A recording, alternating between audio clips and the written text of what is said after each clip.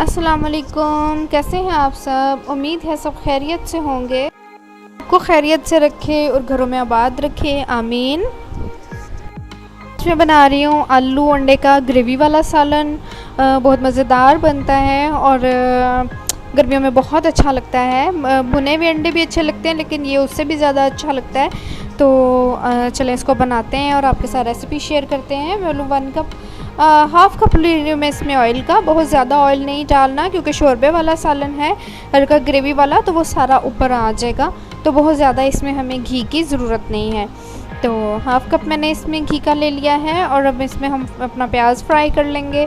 प्याज को हमें बहुत ज़्यादा फ्राई नहीं करना, बस हल्का सा ही, कि वो उसमें अनियन में थोड़ा सा जो है सॉफ्ट हो जाए। तो फिर उसमें डालेंगे हम बाकी की चीज़ें। ये 2 मीडियम साइज़ के प्याज हैं जिनको मैंने काट लिया है। 2 छोटे छोटे से मीडियम साइज़ के प्याज हैं, इनको हम फ्राई कर लेंगे अच्छे तरीके से। फिर इसमें डालेंगे हम अपना अदरक लहसुन का पेस्ट, और साथ में अदरक लहसुन के पेस्ट के साथ हम डालेंगे हरी मिर्च का पेस्ट भी, वो भी साथ ही हमने पेस्ट बना लिया है। और इस तरीके से इसको हम कर लेंगे हल्का फ्राई। ये देखें प्याज हमारा फ्राई हो चुका है, इतना ही हमें करना है, इससे ज़्यादा नहीं करना।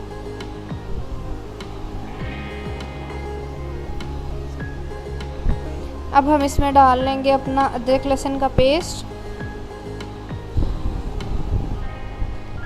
पहले हम डालेंगे अपना ज़ीरा डाल के हल्का सा फ्राई करेंगे। ज़ीरा डाल के जब रोस्ट होता है प्याज, तो खुशबू बहुत अच्छी आती है, और शोरबे वाले सालन में उसकी खुशबू बहुत ही अच्छी लगती है। तो इस तरीके से हम इसको पहले फ्राई कर लेंगे हल्का सा।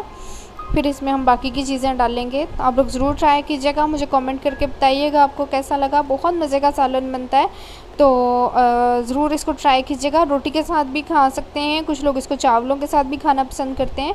तो ये मैंने अदरक लहसुन का पेस्ट ले लिया है, 2 टेबलस्पून अदरक लहसुन का पेस्ट है। 2 हरी मिर्चें थी, वो भी मैंने साथ कूट ली हैं, और इनको अब हम अच्छी तरीके से मिक्स कर लेंगे, भून लेंगे। और इसकी खुशबू इसके अंदर डालते ही इतनी लाजवाब आनी शुरू हो गई है कि वो आपको तभी पता चलेगा जब आप इसको ट्राई करेंगे। मसाला हमारा ऑलमोस्ट भुन चुका है। अब हम इस आलू डाल के हम फ्राई कर रहे हैं। साथ ही आलूओं को हम हल्का सा फ्राई कर लेंगे, फिर हम इसमें डालेंगे बाकी की चीज़ें। हल्का सा ही फ्राई करेंगे, बहुत ज़्यादा नहीं, ब्राउन नहीं करने, वो फिर उससे शोरबे का कलर ख़राब हो जाएगा। हल्का सा फ्राई करके बाकी चीज़ें फिर हम इसमें डालेंगे।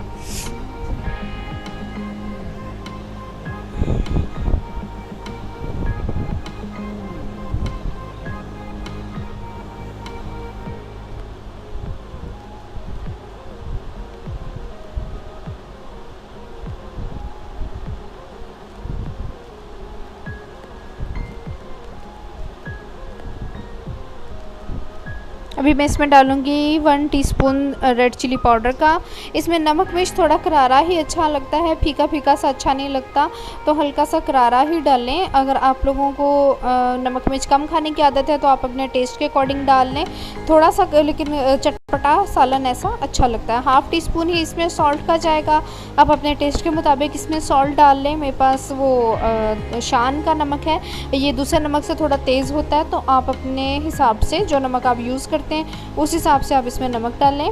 1/4 टीस्पून इसमें जाएगा हल्दी का, और थोड़ी सी जाएगी एज़ यूजुअल हमेशा की तरह अजवाइन, जो एक बहुत बेनिफिशियल चीज़ है। ज़रूर खानों में इस्तेमाल करें, ख़ास तौर पे या आलू वाली जो सब्ज़ी होती है, या शोरबा आलू का, या किसी भी सब्ज़ी में आप डालते हैं उसमें ज़रूर इस्तेमाल करें, क्योंकि उसकी सारी जितनी बादी और ऐसी चीज़ें अंदर होती हैं जिनसे गैस होती है पेट में, और पेट समटाइम दर्द होने लग जाता है लोगों को पेट में, तो वो फिर उससे नहीं होता।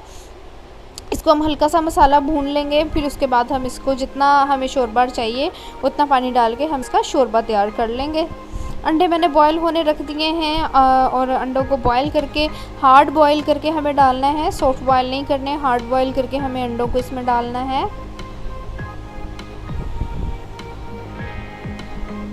ये देखिए जैसे जैसे मैं इसको भूनती जा रही हूँ, इसमें जो हमारा प्याज वगैरह जो भी था वो सब चीज़ें बिल्कुल घुलती जा रही हैं, बिल्कुल भी नज़र नहीं आएंगी। अभी इसमें हम टमाटर डालेंगे। टमाटर मेरे पास हमेशा की तरह फ्रोज़न है, उनको मैंने डिफ्रोज़ कर लिया है, रख दिया था कुछ देर के लिए निकाल के फ्रीज़र से, और फिर मैंने उनको कर लिया था मैश। ये देखें ये बिल्कुल पिसे हुए हैं, ये फ़ौरन से ही घुल जाएंगे।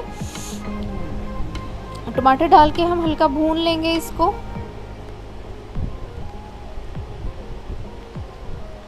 ये देखिए हमारे एग्स बॉयल हो रहे हैं।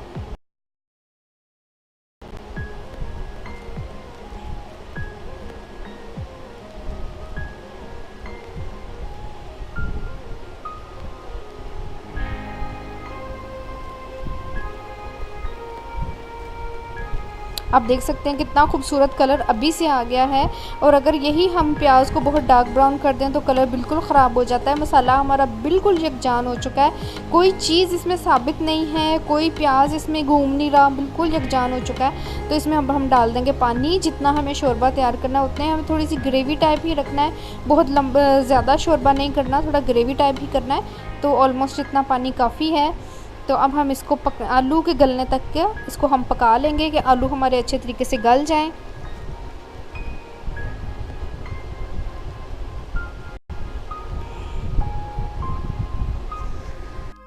देखिए हमारा शोरबा रेडी है। इसमें मैं डालूंगी थोड़ी सी black pepper, half teaspoon के करीब ब्लैक पेपर डालूंगी। ब्लैक पेपर से खुशबू और जायका बहुत अच्छा हो जाता है, बहुत प्यारी खुशबू आती है। ब्लैक पेपर डालेंगे। हरा धनिया डालूंगी, हमेशा की तरह साथ ही हाथ ही काट के हरा धनिया डालेंगे। जब हम इसको फ़ौरन काट के हांडी में डालते हैं तो उसकी खुशबू बहुत डिफरेंट और बहुत अच्छी होती है। तो आप ज़रूर ट्राई कीजिएगा मेरी रेसिपी को। आपको पसंद आए तो मुझे कमेंट करके ज़रूर बताइएगा आपको कैसी लगी। और दुआ में याद रखिएगा, रमज़ान आ रहा है, ज़्यादा से ज़्यादा दुआ में याद रखिएगा। अल्लाह ताला सबके घरों में बरकत डाले और सबको रोज़े रखने नसीब फरमाए।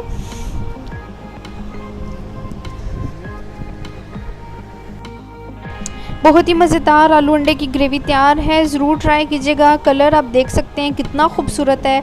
तो आप ज़रूर इस तरीके से बनाइएगा और मुझे ज़रूर कमेंट करके बताइएगा आपको ये रेसिपी कैसी लगी। फिर मिलेंगे किसी और वीडियो में। अल्लाह हाफिज़।